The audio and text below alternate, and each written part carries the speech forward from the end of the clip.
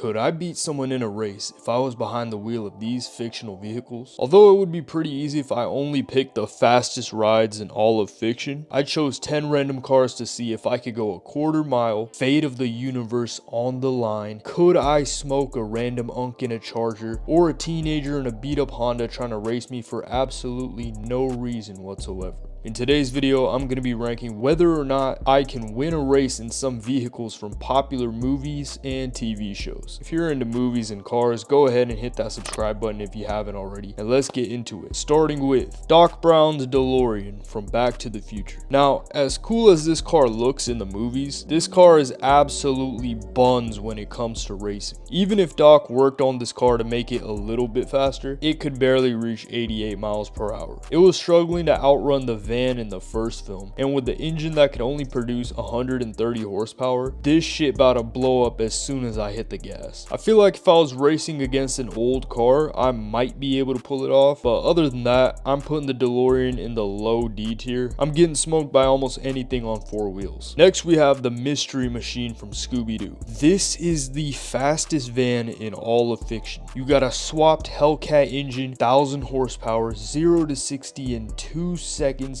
I'm just kidding, this thing is slow as fuck, not gonna lie. I don't know how the fuck they were able to get away from any monsters in this shit. The Mystery Machine is based off a Dodge A100 that has 101 horsepower and a 0 to 60 with a record-breaking 15 seconds. Yeah, the person I'm racing could probably give me a head start, fill up gas, and eat dinner and still beat me to the finish line. I'm putting this one in the F tier with no hesitation whatsoever. We move on to the Batmobile. Yeah, I'm straight up gapping everyone on the streets. You ain't shifting like me. You ain't. Doesn't matter what version of the Batmobile I'm in, 11 times out of 10, I'm straight up zooming past any of y'all clunky ass JDM cars, any Hellcat. I'm straight up beating Lambos in this. Not to mention, painting it black adds 100 horsepower to it, which is why Bruce did that to the slow ass Tumbler. This one's going in the S tier for sure. Next, we have the Flintmobile from the Flintstones. Now, if this was the Stone Age, I low-key have the fastest car in history. Imagine if cavemen actually had these though. Doing a drive-by in the Flintmobile while chucking a spear at the enemy would be the most diabolical way to run the score up on the ops. But if we're talking racing, I don't even think this has 1 horsepower. You gotta have strong ass legs and hope you're going downhill every time you drive this, because it's basically a neutral only car. This one's going in the F. Someone could literally run against me and they would end up being faster. We get to Bumblebee from Transformers.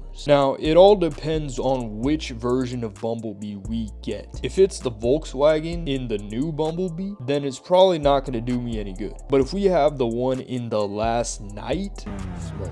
Let's just make it a more even race and use the one in the first film. I'd say I could beat most cars on the street. It does have a decent amount of speed for an almost 20-year-old car. Damn, that's crazy. Transformers was 18 years ago, bro. I'm getting old. But if I'm up against any modern muscle car, I'm probably losing. But it wouldn't be a complete blowout. And well, if Bumblebee just transforms and launches the other car 50 feet in the air, then I guess I'll win by default. But I'm gonna put this one in the B tier. No pun intended on that. It's good, but not great.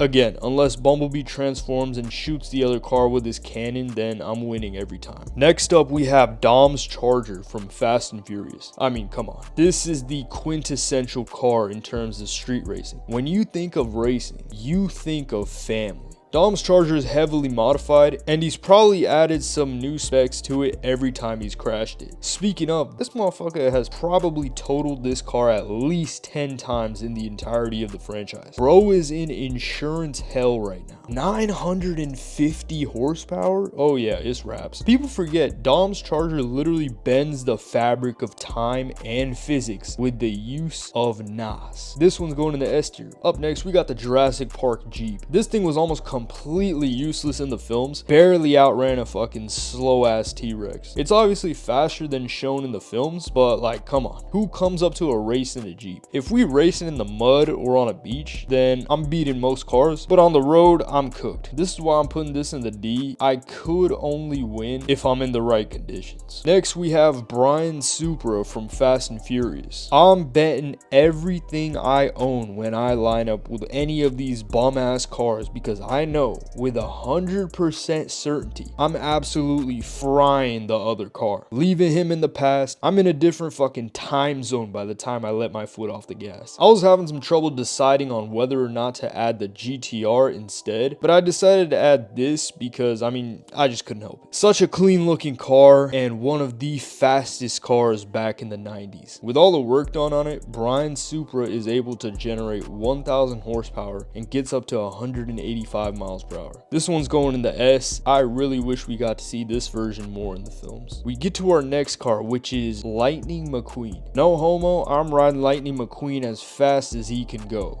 V8, 750 horsepower, 200 miles per hour. Ka-chow, my guy. It's over. You've lost. You talking to the 7-time, let me say it again, 7-time Piston Cup champion. Here's the thing though, Lightning McQueen low-key chokes big races, so it could happen here. But if I had to bet, I'm saying I'm winning 9 times out of 10. Completely dusting the competition. This one goes in the S tier as well. We now get to our final entry, which is the light cycle from the Tron series. It was hard to really find any info on how fast this one goes, but apparently they could hit 145 miles per hour. Plus, it's the Tron bike. Like, come on, we've seen how fast that thing is. This one's one of the coolest looking bikes in all of fiction. The light streak, the super wide tires, even the suits and helmets are sick. This one's getting an S tier. I'm about to be hitting the Akira slide when I pass the finish line. There you have it. These are my rankings if I can win a race or not with these fictional vehicles. Comment down below what are your favorite cars in all of pop culture. Don't forget to subscribe to the channel and like the video. I'm closing in on 200 subs and I hope to get to 1,000 by the start of next year. I really do appreciate all the love and support that I've received so far. Thank you guys for watching, and until next time, goodbye.